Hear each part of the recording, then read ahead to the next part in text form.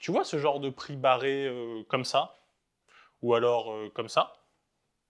Du classique, hein? Eh bien, je vais t'expliquer aujourd'hui comment la nouvelle réglementation entre en vigueur, du coup, aujourd'hui, et comment elle vient encadrer plus strictement ce genre de pratique de prix barré. Salut à tous, on va aborder du coup un sujet qui touche toutes les personnes qui vendent quelque chose, que ce soit sur Internet ou même dans la vraie vie, hein, que vous soyez e-commerçant ou alors que tu sois infopreneur, que tu vendes des coachs, des formations, bref, n'importe quoi, c'est quelque chose qui va s'appliquer à toi. Donc regarde bien cette vidéo jusqu'à la fin, sinon tu risques 2 ans de prison et 300 000 euros d'amende. Non, je plaisante, mais si tu respectes pas la loi dont je vais te parler aujourd'hui, c'est bien ce que tu risques. Mais tu peux quand même regarder la vidéo jusqu'à la fin. Alors déjà, petite présentation, si tu ne me connais pas, je suis Émile OS, juriste et web entrepreneur.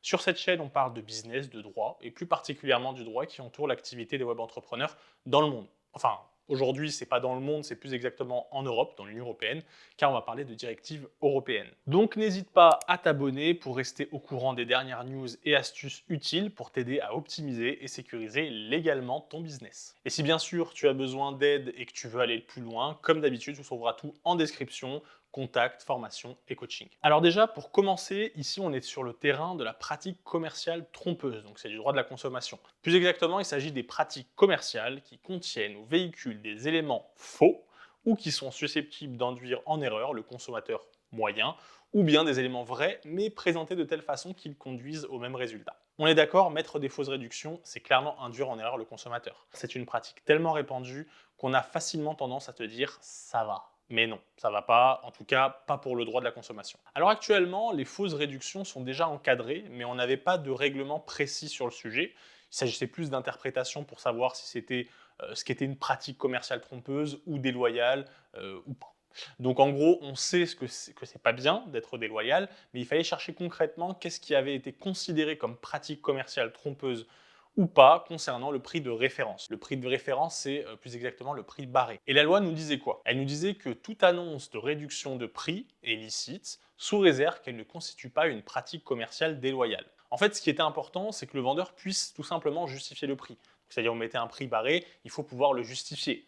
Et du coup, en fait, c'est tout. On n'avait pas d'autres informations. Et donc, le prix de référence pouvait être un prix déjà pratiqué par le vendeur. Donc là, rien de dérangeant, hein. Vous avez vendu à un prix avant et vous faites une réduction, pas de problème. Mais ça pouvait être aussi d'autres justifications, comme par exemple le prix couramment pratiqué, le prix constaté auprès de d'autres enseignes, le prix conseillé, le prix à une date déterminée, le prix moyen, etc., etc. Tout était bon pour pouvoir justifier un prix barré, en fait. Et du coup, quand le vendeur fait ça, l'objectif pour lui, c'est de jouer avec les mots et faire attention, en gros, de ne pas tomber dans le cadre de la pratique commerciale trompeuse.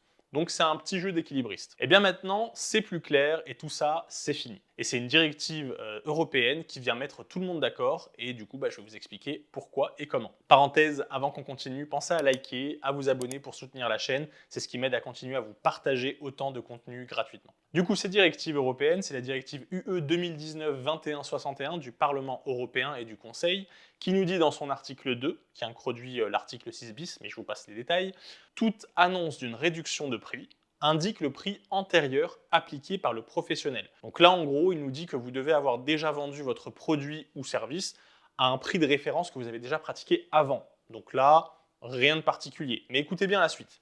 Le prix antérieur désigne le prix le plus bas appliqué par le professionnel au cours d'une période qui n'est pas inférieure à 30 jours avant l'application de la réduction de prix. 30 jours. Donc ça veut dire que votre prix de référence doit non seulement être un prix que vous avez déjà pratiqué, mais en plus, il faut que ce prix ait été pratiqué pendant les 30 derniers jours, pas plus. Prenons un exemple, vous avez une boutique en ligne et il y a 3 mois, vous avez vendu un casque à 50 euros. Okay, et il y a 2 semaines, là, vous avez décidé finalement de baisser le prix à 40 euros. Et puis finalement, aujourd'hui, vous vous dites, bon allez, je vais faire une promotion, je vais mettre le prix à 30 euros. Et bien du coup, si vous souhaitez afficher la grosse baisse de prix que vous avez fait entre 50 et 30 euros, vous ne pourrez pas utiliser 50. Donc, c'est-à-dire que vous ne pourrez pas mettre 50 euros barrés et à côté 30 euros. Vous serez obligé d'utiliser 40 et non pas 50 parce que 40 a été fait il y a moins de 30 jours. Voilà. Alors, perso, je trouve que c'est bien de réglementer le business parce que parfois, c'est tellement la jungle que il faut punir les gens qui abusent. Mais bon, je trouve que là, c'est quand même assez strict. 30 jours, c'est vraiment peu. Mais bon, c'est comme ça. Je veux d'ailleurs profiter de ça pour vous faire comprendre autre chose. Cette règle, c'est le Parlement européen qui l'a décidée, donc qui l'a votée. C'est elle qui l'a votée dans ces termes-là, qui a décidé d'appliquer ces 30 jours. Et du coup, en fait, les règles européennes s'appliquent ensuite à tous les pays européens. Donc, ce qui est pratique, c'est qu'on connaît les règles appliquées pour tous les pays européens. Donc ça, au moins, c'est pratique pour ça. Mais ce que ça nous dit aussi, c'est que le Parlement européen a un pouvoir très fort sur les pays et il ne faut pas sous-estimer son élection. Je veux dire les élections du Parlement européen. Donc l'élection européenne est aussi importante que l'élection présidentielle. Car si le Parlement européen décide d'une règle, peu importe le président que vous avez choisi, cette règle, votre président sera obligé de l'appliquer.